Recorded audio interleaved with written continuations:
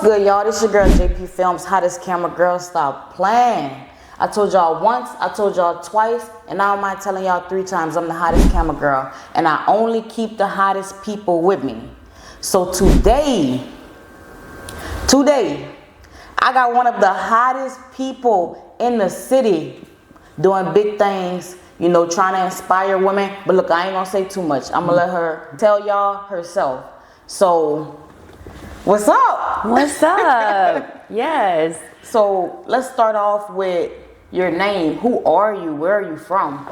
Well, my name is Lauren Brizendine. I'm originally a Gravois, and most of my family is from Vacherie. So I grew up in the Chac Bay area. So, you know, I'm a Bayou girl. Yes. But yeah. So what made you come all the way to Houma? It's actually an interesting story. So when I was 18, all I wanted to do was get out of here. And I know that's an issue we face still, right? Can't keep our people here. Everybody wants to go to college. Yeah. And I fell into that. And I went to art college in Texas. And I studied fashion design. I became a designer. I lived and worked there for 20 years. And then after a while, there was just, you get to an age where you do a little bit of some reflection and a life assessment. And I realized, you know, my parents were getting older. My nieces and nephews were getting older. I was missing soccer games and, you know, different events. And I thought, you know what? I'm ready to make a change. And I want to go back. I want to spend time with my family. Right. And I kind of pivoted into more of a marketing role. So still having some creativity. And, you know, there are not a lot of fashion jobs in the Louisiana area. And I started working at the Houma Terrebonne Chamber of Commerce. And since then, I'm kind of falling in love with Houma. And I'm just so surprised that there are so many, you know, things that I hadn't realized just right here in our backyard that I've been able to discover since I've been back. And I'm truly, like, loving it. So, saying what you said, what's the most beautiful thing you experienced like yet that just make you want to stay in Houma? Well, believe it or not, it's the culture and the people, and it reminds me of, you know, the city that I used to live in, but still that kind of down home feel, you know, and just all the, I don't know, just the people and so much about Houma that I just, again, like never knew that it was just right here all along, you know? For sure. Okay, so whenever you moved away, you said at 18? Yes. So whenever you moved away at 18, what was going through your mind like at that point? And where did you move? Texas? What city? So I moved to the Dallas-Fort Worth area. And like I said, what was going through my mind was just, you know, like, oh, it's so boring here. There's nothing to do. Like, you know, just a typical teenager who's just, you know, probably hadn't realized or appreciated what I really had in the first place, you know? Right. So that's why I wanted to step away. And I was very fortunate that, you know, I was able to kind of chase my dream there, because I had wanted to do design since I was in pigtails. So it was great that I got to achieve my dream, but there does come a point where you're like, maybe it's time to have new dreams. And my dream was to be with my family and to, you know, just spend more quality time with them. If you would have told 18-year-old Lauren that she would have ended up back in Houma working for a nonprofit and loving her life, I would have laughed you into the next millennium. But with all these younger children, that is going to happen at some point. Like, whatever it is will kind of like trigger something special. So like even Mardi Gras, right? Like being in Texas and not being able to be at Mardi Gras, it's like, oh, well, I kind of miss that. And then those things kind of start stacking on each other, and you're like, ooh, like maybe I should think about moving back. And then circumstances happen where, you know, like I said, your parents get older and you're like, I want to be a part of that too. So, you know, what I would say to them is, you'll be back.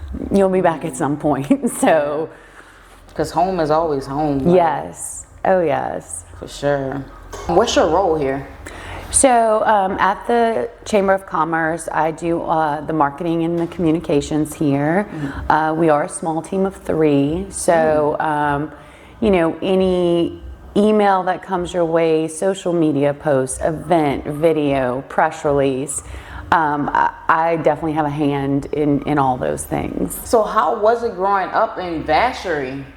Well, like I said, I grew up in Checkmate. Not that I don't know if it's any better or worse, but you know, it wasn't bad looking back, right? So in the moment, I was like, oh my God, it's awful. There's nothing to do. We have to drive so far away, like, you know. And I say there was nothing to do, but I mean, I did the things that a lot of people do. You know, went fishing and played with my brothers outside, but I just felt like, oh, it's so boring here. Like, I just want to do other things. And that's what kind of got me out.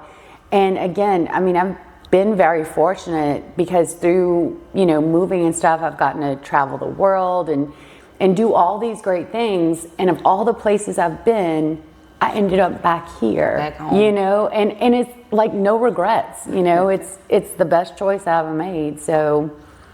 Wow. So how was like your teenage, high school, junior high school years for you? I would say very average. You know, I did go to E.D. White Catholic High School. Yeah, I could see by your face it already. You're like, oh, okay. Like, no. But I mean, you know, I was a relatively good student. I was very involved. And then here recently, I actually found out, because I've been running into a lot of classmates, and they were like, oh, you threw the best slumber parties, you threw the best bonfires, you threw the best Mardi Gras parties. So I guess I found out I was a party girl, which I don't know if I love it, but no, I like people to have a good time, and I guess I've been doing that since I was young, you know, just like to have fun and connect with people. So if you could describe yourself in a few words, what would you say? Oh, Lord. I would say that I'm a creative. Like a creative comedian who is very ambitious, who likes to make people laugh and smile, and I like to, like, I don't know if I say like succeed, but I like to pour myself into things. Like, I'm very passionate, I guess would be the word, with anything I'm involved in. So I'm sure that plays a big part in the job that you do here. Oh yeah. And I will say that about myself and our small team. Like, I think the reason why we do so well at what we do is because all 3 of us are very passionate about the business community and the home of Terrebonne community. So it's definitely something I feel in this type of role is almost required. Yeah, you know? You're right. Oh yeah. Yeah, you seem like you got some good energy though. I do. I'm really excited. So. For sure. So let's dive into WBA. Yes. Let's dive into it. Let's do it. What is that for a person who don't know? Because I didn't know. Right. At first. For a person that doesn't know, what is it? Okay, so the WBA is the Women's Business Alliance, and our group is specific for the Bayou region. So obviously, you know, Lafourche Parish, St. Mary's Parish, Terrebonne as well. And it's essentially just a group of women who, our goal and our purpose is to really empower other women in their personal and professional lives.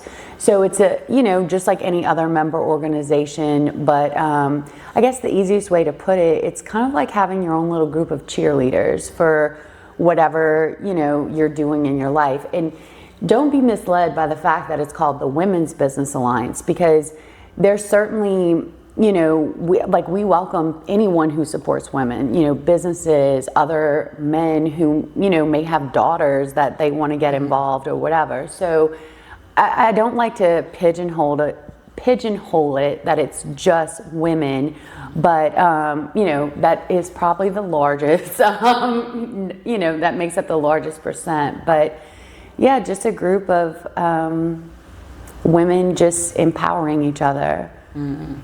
So let's say I want to be a part of what you got going on. or I need your help. What would you do for me? And let me give you a little bit of a highlight about me. So I work with kids. I teach them film, photography, directing, acting, screenwriting. Every summer, I throw a big party for any kid in Houma or Thibodeau, Raceland. They can come out. We get to know new kids. We throw a concert where I got kids performing. Oh, yeah. We do hot dogs, nachos, whatever I could afford at the time. Bounce houses.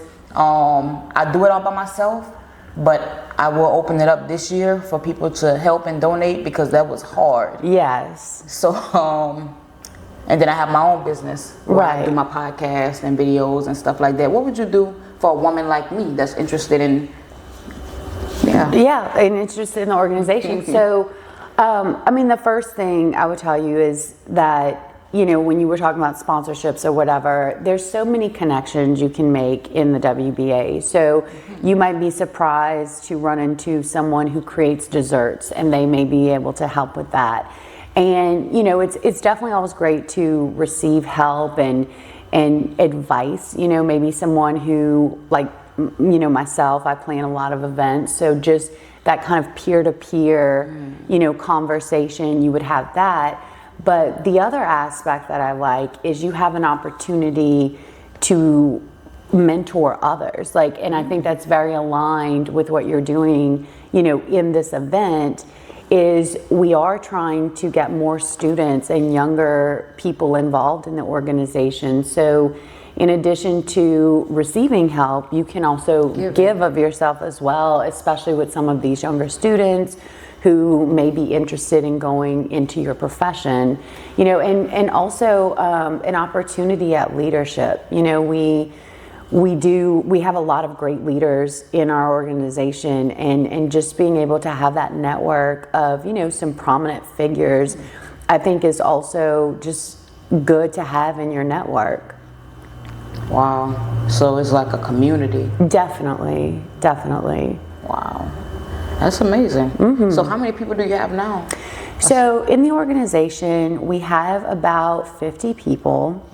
And I'm really focused this year on getting more members. We've given the organization a little bit of a refresh this year, you know, again, with a focus of trying to get, you know, not necessarily women involved, or I don't want to say women, but like, I should say getting more students, getting more corporate sponsors. I mean, we have our foundation of professional women. Now we want to, you know, mentor more, or, you know, reach out to the community more. So we are doing a few things differently this year, but I don't know, like, I'm really excited about just all the runway we have to really grow this year. Damn, I told you I'm the hottest. Y'all see one right there.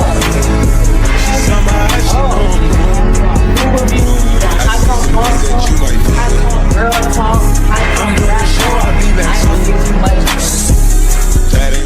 JayP fam is the hottest camera girl. Okay, and what's one of the main things that's different about this year? So in the past, just like many organizations, we would have a speaker from the community come and speak to a group of women, and I always loved it because you would hear people's stories, right? Like, and I love kind of seeing, like, you know, the storytelling behind the individual. And so we've had wonderful speakers, and then in one of our steering committee meetings, the idea came up, well, you know, I don't want to say you get speaker fatigue, but there's so many organizations that if somebody comes down, they're speaking at Rotary, they're speaking at WBA, they're speaking at the Chamber. So we thought, what if we got a bunch of those people and we united them over a topic and had more of a panel discussion so that people can hear different perspectives, and it's less about the speaker and their story, but more about topics that are important to women. So in March, we're doing our first panel discussion on, it's called The Power of She, and it's just about leadership and empowerment of women. We also have some panels on AI in business and how women can utilize artificial intelligence. We're looking at women's health, especially because, we have so many great health partners around here. So we definitely want to tap into that. And then we're planning to end the year with stories of survival, whether it be cancer, domestic abuse, in addition to the things we already do, right? So we host a scholarship luncheon every year. We host our Athena banquet every year. So still having those, core events and the things that we're known for, but trying to do things a little bit differently. Okay. Like I said, giving everything a little bit of a facelift. That's what's up. And all that's right here in Houma? All that's right here in Houma. Yes, ma'am. What the heck? I know. Dang, that's amazing. Like, y'all doing some great things, and to actually have a community where you can come into and learn, lead, teach, whatever your position is, you feel me? Oh, definitely. Whatever it is for you on this earth to do, your purpose, like. Yeah. Oh, yeah. I mean, there's definitely just a lot for anyone to learn or grow in their professional lives if they're a part of the organization. Wow, that's amazing. So what is the goal for this? So I actually set 2 goals. One was to increase membership, specifically younger students and more corporate sponsors. And then the other goal was this new format, this panel, because we do have a really good foundation. I mean, the WBA is not new. It's been around for quite some time. It's kind of a branch off of the Chamber of Commerce. So I guess my ultimate goal is really just to kind of lead it into the next generation. Oh, yeah. We have a great foundation, and just changing it enough to kind of push it forward so that it can continue to evolve and stand in the future. Right, you're doing great at that. I'm trying. It's no one said it would be easy, and I think sometimes I experience that. But at the end of the day, I think it's worth it, because not only is it a great organization, but just for me personally, not having a lot of female influence in my life, right? Like, I have tons of brothers. I say tons. I have 3. But just like a lot of, just masculine influence. And when I was in Texas, not having these types of organizations available, it's important to me, because I know that I need that. I need a group of women to support me, a group of cheerleaders. So, right. Yeah, it's important. So what inspired you to be in this role at the Women's Business Alliance? The Women's Business Alliance. Believe it or not, it was a little unexpected. I was nominated, but I mean, what inspired me was actually being an improviser when I was in Texas. Just the foundation is always say yes, because you never know what the opportunity will be. So I think just in my training, I was like, well, yes, so it was just kind of natural to just say yes to being a part of something that, is bigger than just me. What's the biggest mistake women make in business? I think believe it or not, I think it's not following your gut. I think a lot of women, I know myself included, we seek advice from everybody, right? Like, I'm thinking of doing this. What do you think? What does he think? What do they think? But in your gut, you're like, I'm kind of like, I know where to go on this. It's almost like you need that, those affirmations that, oh, that's what you should do, but you already know, and I think that, wouldn't call it a mistake, but I think that there's an opportunity to just follow your gut more in business, for sure. That was a great answer. Thank you. What the heck? Thank you. That was a great answer, because that is so true. Yes. Oh, man, because I ain't gonna lie, it was whenever I started following my gut is whenever, everything like this started flourishing. Yeah, because it's not to say anything. I find people get in their head a little bit. Once you start asking too many people, it has the ability to steer you, you know, and it's not to say you can't seek advice to be better, Right. but it's like not at the expense of your own intuition, you know. There's a reason why they call it women's intuition, right? So it's like, let's go with that. Right. So if you had to give one piece of advice to every woman watching, what would it be? I would say, I don't want to go with trust your gut again, but it's almost like just believe in yourself. You know, I think women sometimes, you know, they don't think they have what it takes, but it's like, yes, you do. You know, you have all the tools within you. You know what you're good at. So believe in that and follow that. What is the number one skill every businesswoman needs to succeed? I'm going to just broaden and say every person. I think it's communication skills, right? You're so used to, you know, how people communicate with you, but it's like really being, you know, aware of how to communicate with other people, right? If you're talking to younger people, you know, positioning yourself in a way that they can understand. And I mean, I'm not saying, you know, you have to use like slang words or whatever, but it's, you know what I mean? Just kind of understanding the best way for people to receive information and communication, I think would be something that everyone can improve on. Yeah, you're right. Because whenever I'm communicating with the kids, like whenever their parents come around, they act so different. Mm-hmm. But then when the parents not around, they totally different kids. Oh yeah. That's insane. Oh yeah.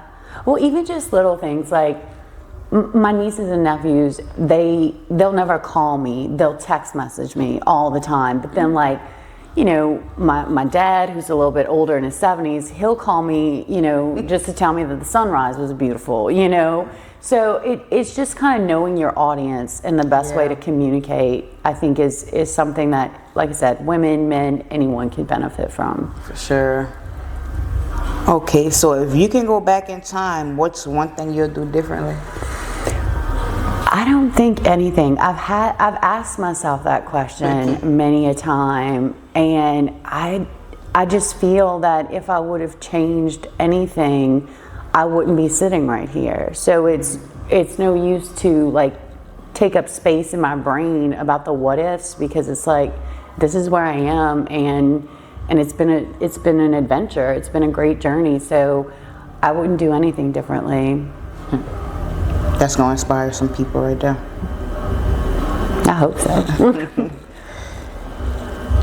What's the biggest lesson that business has taught you about life?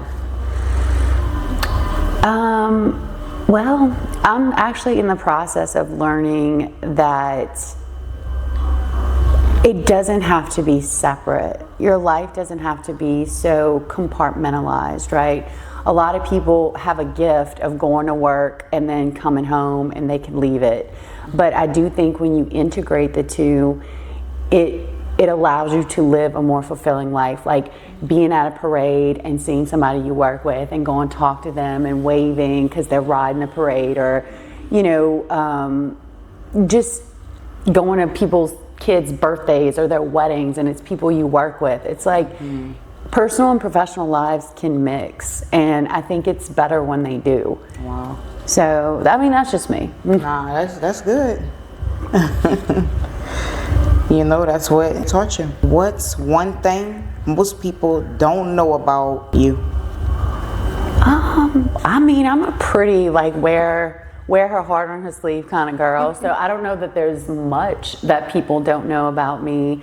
Actually, I would say that like what I want to leave the world with is I want to write a book, or like I love to write. I really do. Sketches, like comedy sketches, poetry. I mean, I love, right? I journal every day, you know, so a lot of people might not know that eventually I do want to write a book. I haven't really nailed down what it's going to be about, but yeah, I'm a writer, you know. Not a lot of people get to see that side of me, so. All right. What's one thing most people don't know about the WBA that would make them want to join? Well, to be honest, I think a lot of people might not know just the purpose and what we stand for, because we haven't really promoted it the way that I want to do this year. So I think what people will learn about the WBA is that it's one of the best value organizations that we have in the community. It's really not expensive to join, and for what you get out of it, it's, you know, it's, I don't want to say it's priceless, but I mean, it's so much more valuable what you're getting out of it. And I don't think a lot of people just know that it's there for them to be a part of. So how do a person join? There's a lot of ways. I mean, obviously, like everybody, you could go to BayouRegionWBA.org, and we have an application there that you can fill out. You can call the chamber. You know, you can email us at BayouRegionWBA@gmail.com. We can send you an application. I mean, it's pretty standard, pretty easy. Okay, and is there a fee to join? Yes, so we do have 3 levels. So if you're a student, it's $25 for the year. For the year, okay, not $25 a month, for the year. Wow. And I tell people, I'm like, look, that's less than $2. Actually, coffee is more expensive than $2 and change right now. As a professional, it's $50 for the year. I like to tell people it shakes out between, I guess, $12-ish maybe. Don't quote me on math. I'm not great at math. My point being, it's probably less than a Canva subscription, right? And then as a corporate sponsor, you can join for $250. You get the opportunity, $250 a year, and you get the opportunity to be a part of sponsorships and, you know, support women. And I like to tell the businesses, you're probably paying more for cloud storage every month than you would be for membership into this organization. So it's very attainable, very affordable, and again, just a great value for, you know, your investment. Okay, so for that last level, why would they want to join? Corporate sponsors? I know that many businesses will have initiatives to grow women leaders, and if you're a business and that is one of your goals, I mean, this is a great place to start. And I know that a lot of businesses also have women as a demographic, so it's a great place, like if you are focused on women's products, to network, you know, even to get feedback, you know, for your products, I think would be a great reason for any business to join. So what would you guys provide them? So depending on the sponsorship, we do allow for a certain number of people at the event. We'll list your logo or put your logo on any programs, like table tents, and then depending on the sponsorship, you can set up a table at our event and you could speak at the event for 5 minutes. And then also we'll promote you on all things social media. So I think it's a lot that you can get if you are in business or want to be a corporate sponsor. That's okay, that's interesting. Yeah. Very. Okay, and for that middle level, what would you guys provide for them? Well, for the professional level, I say it's a lot of peer-to-peer networking, and again, it's the access to those events for the things that professional women want to know, like the topics, and again, just the women who have experienced it, just to continue helping you in your professional career. Yeah, so they'll grow. Yes, definitely. Grow the business. Yes, Okay. and grow yourself. That's what I was saying. Grow yourself, because I mean that's kind of where I am. You know, like I just want to grow as a person, and so I like to talk to people about, you know, what did you. In fact, when I was kind of talking about this membership drive, the first thing I did was I reached out to a close group of women. We all went to Song Phenong, and I said, hey, like, what if I did this? What do y'all think, you know, how would people react? Like, what are some pros, some cons? So they were able to direct me in what I felt was a good decision for what I was looking for. Okay, wow. So what's one thing you wish more women knew about networking and leadership? to be yourself. You know, I think the people that get the most out of it is when you show up as your authentic self. You know, just because you're seeking peer-to-peer networking, it doesn't mean you need to imitate that person. Like, just be yourself, believe in your product. You know, don't get too caught up in just trying to be something that you're not. So if you had 30 seconds to convince a woman to join a WBA, what would you say? I would say, look, every woman needs cheerleaders in her life. Professional for personal, whatever you have going on, every woman needs cheerleaders. So if, you know, you find yourself kind of looking to try something new, join the organization, and I mean, just try it, right? Make that your thing. Just give it a try and see what you can take from it. And I promise it'll be something good and positive. All right. So where can people find what's the boldest move that you made in your career? Oh, I mean, I would say, like, quitting fashion design, right? I mean, like walking away from it, because I'll see things occasionally, like work from home fashion stuff, and I'm just like, that's not me anymore. Like, that's just not me. And so it was bold to just walk away completely and kind of immerse myself in something that was still creative, but a little outside my comfort zone in terms of like working for a nonprofit and more community driven work. And it's been the best decision, the best move, you know. So if somebody wants to find you, where can they find you? I am on, well, I'll be honest, I'm trying to get off of social media because I deal with it so much on the daily, but I am on Facebook at Lauren Michelle. That's usually just a nice kind of, you know, professional, personal social media platform that most people have. So I am like most people, and I have that one. The page is there, and I would love to connect with anyone who would want to connect. Okay, and what's the business social media? So you can find us on Facebook at Women's Business Alliance Bayou Region. And then we also have our website, which is bayouregionwba.org.